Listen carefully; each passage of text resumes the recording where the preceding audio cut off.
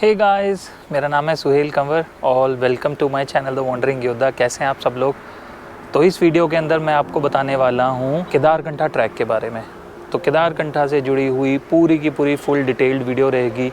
कहाँ पे रहना है, कहाँ से बुकिंग करेंगे, कितने दिन का ये ट्रैक रहेगा, कितना खर्चा आएगा और किन किन चीज़ों की सबसे ज़्यादा आपको ज़रूरत पड़ेगी और किन किन चीज़ों का सबसे ज़्यादा आपको इस ट्रैक के अंदर ध्यान रखना है। तो जुड़े रहिए मेरे साथ वीडियो के एंड तक, क्योंकि बहुत अच्छी अच्छी चीज़ें मैं बताने वाला हूँ और पैसे कैसे बचा सकते हैं सबसे बड़ी चीज़ वो मैं आपको बताऊँगा। जो केदारकंठा है ये इंडिया का मोस्ट फेमस विंटर ट्रैक है, जहाँ पे लोग पूरे ऑल ओवर इंडिया से ट्रैकिंग करने के लिए आते हैं। जो स्नो लवर्स हैं वो यहाँ पे ट्रैकिंग करने आते हैं दिसंबर, जनवरी और फरवरी में।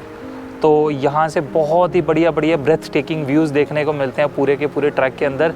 तो इसकी पूरी डिटेल मैं आपको इस वीडियो के अंदर बताऊँगा। तो ये जर्नी शुरू होगी आपकी देहरादून से, जहाँ पे आपका ट्रैवलर आपको पिक करेगा और लेकर जाएगा संकरी तक, जिसका डिस्टेंस 185 किलोमीटर है देहरादून के रेलवे स्टेशन से। संकरी जो है ये बेस पॉइंट है केदारकंठा ट्रैक का। ये जो 185 किलोमीटर्स का डिस्टेंस है ये आपका होगा देहरादून से मसूरी, उसके आगे लाखा मंडल से मोरी और लास्ट कोटगांव। इसको कवर करने में आपको 7 से 8 घंटे लग जाएंगे।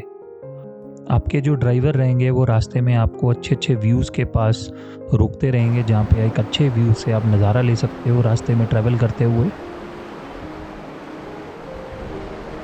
मोरी के पास एक यमुना का बहुत ही अच्छा व्यू पॉइंट आता है, जहाँ पे ज़्यादातर कंपनी के ट्रैवलर्स आपको वहाँ पे रोकेंगे एक अच्छा व्यू देने के लिए। एक बहुत ही इंपॉर्टेंट चीज़ कि मोरी क्रॉस करते ही आपके फ़ोन में नेटवर्क आने बंद हो जाएंगे। जियो के हल्के से नेटवर्क कहीं कहीं आएंगे, एयरटेल के बिल्कुल नहीं आएंगे। तो इस चीज़ का ध्यान रखें। और इस ट्रैवल करने में आपको पूरा एक दिन लग जाएगा। रात में आप 8 साढ़े 8 के करीब संकरी पहुंचेंगे, जहां पे आपको जाते ही चाय दी जाएगी और आपका डिनर रहेगा। ज़्यादा कुछ एक्सपेक्ट ना कीजिएगा। रहने के लिए डॉर्म सिस्टम रहेगा और हो सकता है गद्दे नीचे भी बिछाए जाए। हाँ, रजाई ज़रूर अच्छे से दी जाएगी आपको। डिनर करने के बाद आपकी एक मीटिंग रहेगी आपके टूर गाइड के साथ, जो आपको बेसिक सी चीज़ों के बारे में गाइड करेंगे, जिसके अंदर जैसे माउंटेन सिकनेस होता है और ऊपर जाके क्या क्या प्रॉब्लम्स हो सकती हैं कॉमनली जो पहली बार ट्रैवल कर रहे हैं, तो उसके बारे में पूरी की पूरी गाइडेंस दी जाएगी आपको। सुबह उठकर आपका ब्रेकफास्ट रहेगा। ब्रेकफास्ट के बाद आपको बेसिक सी चीज़ें रेंट पे आपके ट्रैकिंग गाइड प्रोवाइड करवाएंगे, जैसे कि trekking shoes, gaiters, poncho, shoe spikes, head torch, trekking pants, trekking stick and all. अच्छा, एक बहुत इंपॉर्टेंट चीज़, जो आपके ट्रैकिंग गाइड होंगे आपको बहुत सारी चीज़ें बोलेंगे लेने के लिए, लेकिन आपको कुछ ही चीज़ों की ज़रूरत रहेगी जब आप ऊपर जाओगे। बाकी तो आप ऑलरेडी अपने साथ कैरी करोगे ना। तो जिसमें मेनली 3 से 4 चीज़ें रहेंगी। सबसे पहली होगी ट्रैकिंग बूट्स। अगर आपके पास नहीं है तो आप वहाँ से रेंट पे ले सकते हो।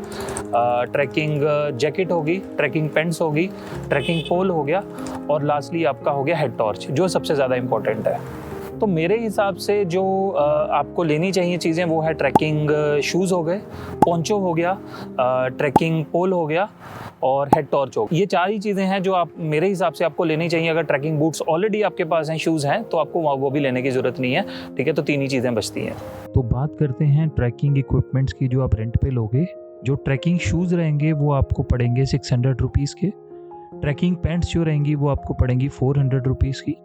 ट्रैकिंग जैकेट जो रहेगी वो आपको पड़ेगी ये भी 400 रुपीज़ की। हाइकिंग पोल जो है वो आपका पड़ेगा 200 रुपये का। पोंचो जो होगा उसका भी रेंट जो होगा 200 रुपीज़ होगा। जो हाइकिंग बैग होगा उसका रेंट भी 400 रुपीज़ होगा। हेडलाइट जो होगी इसके प्राइसेस रहेंगे 150, जिसके अंदर जो बैटरीज होंगी वो आपको अलग से परचेज करनी पड़ेंगी सेपरेटली। ये जितने भी प्राइसेस मैंने आपको बताए फुल ट्रैक के प्राइसेस हैं, मतलब 4 दिन में आपका ट्रैक कंप्लीट होता है तो 4 डेज के प्राइसेस हैं ये जो मैंने आपको टेबल के थ्रू प्राइसेस बताए, अगर आपका गाइड इससे ज़्यादा प्राइसेस बताए तो आप खुद ब खुद जाके भी रेंट पे चीज़ें ले सकते हो। हिमालयन हाइकर्स है, सांकरी के अंदर इनकी शॉप है, जहाँ से आप खुद ब खुद रेंट पे चीज़ें इनसे ले सकते हो। ये प्राइसेस हैं इनके, और गूगल भी कर सकते हो himalayanhikers.in, जहाँ पे जाके आपको वेबसाइट भी मिल जाएगी इनकी।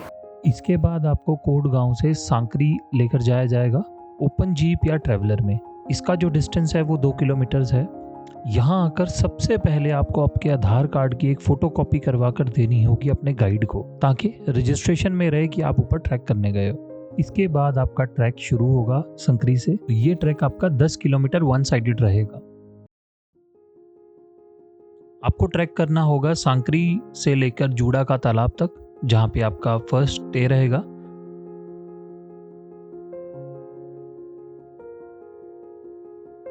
देन जूड़ा का तालाब से केदारकंठा बेस पॉइंट पर, जहाँ पे आपका सेकंड स्टे रहेगा।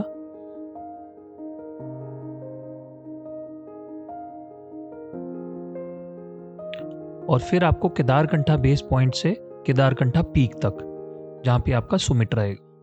फर्स्ट डे आपको केदारकंठा बेस पॉइंट जो है, जो कि सांकरी में है, वहां से जूड़ा का तालाब तक ट्रैक करना होगा। इसका जो डिस्टेंस है वो 4 किलोमीटर है, जिसको करने में 5 से 6 घंटे आराम से लग जाएंगे। और रास्ता पूरा कच्चा है, पथरीला है और स्लोप भी काफी स्टीप है, तो मेरी माने तो आराम से ही ट्रैक करें। पहले 1.5 यानी कि 1.5 किलोमीटर कवर करने के बाद आप फर्स्ट टी पॉइंट मिलेगा, जहाँ पे आप पानी वगैरह भी भर सकते हो। और एक सबसे इम्पोर्टेंट चीज़ कि ऊपर प्लास्टिक बॉटल्स में पानी भरने नहीं देंगे, बिकॉज पानी फ्रीज हो जाता है। तो आपको मिल्टन की बॉटल कैरी करनी पड़ेगी, जो थर्मस टाइप रहता है। नेक्स्ट 1.5 किलोमीटर मतलब टोटल 3 किलोमीटर चलने के बाद आपको पहला रेस्ट पॉइंट मिलेगा, जहाँ आपको आपका गाइड 20 मिनट रेस्ट करने के लिए बोलेगा। उसके बाद एक स्टीप स्लोप आएगी, जिसको करने में थोड़ी सी हालत ख़राब होगी आपकी। उसके बाद 1 किलोमीटर करने के बाद आप पहुंचेंगे सीधा जूड़ा का तालाब पे, जहां पर आपका आज का स्टे रहेगा। यहाँ पर बहुत सारी टूरिज्म कंपनी के टेंट्स देखने को मिलेंगे आपको। 3 शेयरिंग टेंट रहेगा आपका, और सोने के लिए आपको स्लीपिंग बैग्स दिए जाएंगे। तो जो ये स्लीपिंग बैग्स हैं ना, बहुत ही ज़्यादा अनकंफर्टेबल होते हैं, करवट नहीं ले सकते हो आप, तो इनमें सोने में थोड़ी सी प्रॉब्लम होगी, पर कोशिश कीजिए कि ज़्यादा से ज़्यादा अपनी नींद पूरी करें। सबसे इम्पॉर्टेंट चीज़ है टॉयलेट्स, जिसके बारे में आपसे बात करना चाहूँगा।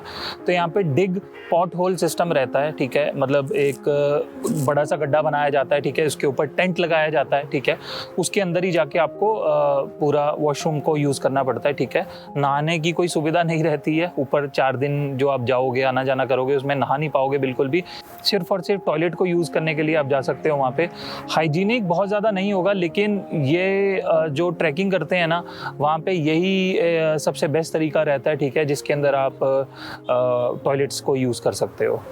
तो इससे ज़्यादा कुछ एक्सपेक्ट मत कीजिएगा किसी भी ट्रैकिंग कंपनी के साथ। तो शाम की चाय के साथ आपको स्नैक्स भी दिए जाएंगे, और ज़्यादा कुछ एक्सपेक्ट ना करें, सिंपल दाल रोटी चावल ही मिलेंगे इस ट्रैक पे, जो कि बेस्ट भी हैं ट्रैकिंग टाइम के लिए। अब डिपेंड करता है कि आपका टेंट जूड़ा का तालाब से कितना दूर है। हमारा कैंप 300 मीटर दूर था जूड़ा का तालाब से, सो हमारा जो जूड़ा का तालाब का विजिट रहेगा वो कल रहेगा। तो सुबह उठकर हमारे गाइड ने हमें थोड़ी सी एक्सरसाइज करवाई, योगा करवाया, फिर हमने सुबह का ब्रेकफास्ट किया और निकल गए अपनी नेक्स्ट कैंप साइट की तरफ। तो सबसे पहले हम पहुंचे जूड़ा का तालाब पे। ये तालाब ऑलमोस्ट फ्रोज़न था और सर्दियों में ये फ्रोज़न ही रहता है। थोड़ा टाइम यहाँ स्पेंड करने के बाद हम लोग निकल गए केदारकंठा बेस कैंप की तरफ, जिसका डिस्टेंस 2.5 किलोमीटर्स है जूड़ा का तालाब से। ये रास्ता इतना अपहिल नहीं है, अपहिल भी है लेकिन डाउनहिल भी है। सुबह 9 बजे चलकर 1 बजे तक आप पहुंच जाओगे अपनी कैंप लोकेशन पे। पूरा दिन होता है रेस्ट करने के लिए और एंजॉय करने के लिए। यहाँ पहुंचकर हमने दिन में काफ़ी एंजॉय किया, रेस्ट भी की। बाद शाम में लकड़ियाँ इकट्ठी करके हमने बोन फायर भी की, जिसमें बहुत ही ज़्यादा मज़ा आया। बहुत इंपॉर्टेंट चीज़ मैं आपको बताना चाहूँगा कि आज पूरा दिन रहेगा आपके पास रेस्ट करने के लिए, एंजॉय करने के लिए।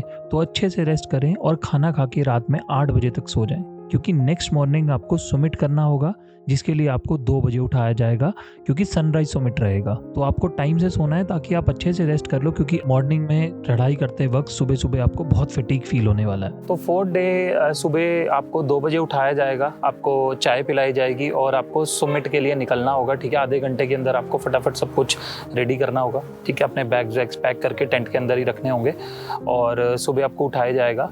तो ठंड बहुत ज़्यादा होगी उस टाइम पे और आपको काफ़ी ज़्यादा चढ़ाई करते हुए फटीग फील होगा, ठीक है।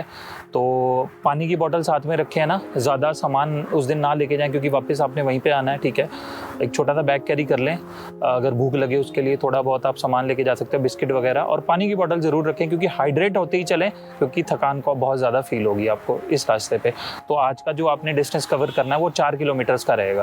रात में पहले 2 किलोमीटर्स कवर करने के बाद आपको पहला रेस्ट पॉइंट मिलेगा, जहाँ पे आपको रास्ते में आइस भी देखने को मिलेगी और ब्लैक आइस भी देखने को मिलेगी। तो अंधेरे में ध्यान से चलें और अपनी टॉर्च को नीचे की तरफ लाइट रखें। जैसे जैसे आप आगे बढ़ोगे आपको थोड़ी थोड़ी लाइट दिखनी शुरू होगी, और जैसे ही आपको पहाड़ दिखने शुरू होंगे व्यूज़ बहुत ही ज़्यादा मिसमराइजिंग हो जाएंगे। सनराइज़ की जो पहली लाइट आपके फेस पे पड़ेगी तो आपको बहुत ही अलग सी फीलिंग आएगी। मैं वर्ड्स में आपको एक्सप्लेन नहीं कर सकता। वो कहते हैं ना, कुछ चीज़ों को लफ्ज़ों में बयान नहीं किया जा सकता, बस महसूस किया जा सकता है। सुमिट करने के बाद आपको यहाँ से बहुत ही बढ़िया 360 डिग्री व्यूज़ देखने को मिलेंगे। बहुत ही ज़्यादा मेस्मराइजिंग लगते हैं जो देखने में। सुमिट पीक पे आपको 30 मिनट तक रेस्ट करने दिया जाएगा व्यूज़ को एंजॉय करने के लिए। सुमिट करने के बाद पीक पे हमने इंडिया का फ्लैग भी लहराया। बहुत ही प्राउड मोमेंट था कि इस जगह पे आके अपने देश का झंडा लहराना है। उसके बाद आपको यहाँ से वापस डिसेंड करना होगा 4 किलोमीटर्स और दोबारा से वापस आना होगा बेस कैंप पे आओगे जहाँ से आपने स्टार्ट किया था। यहाँ पे आपका लंच रहेगा और 2 घंटे का रेस्ट भी रहेगा।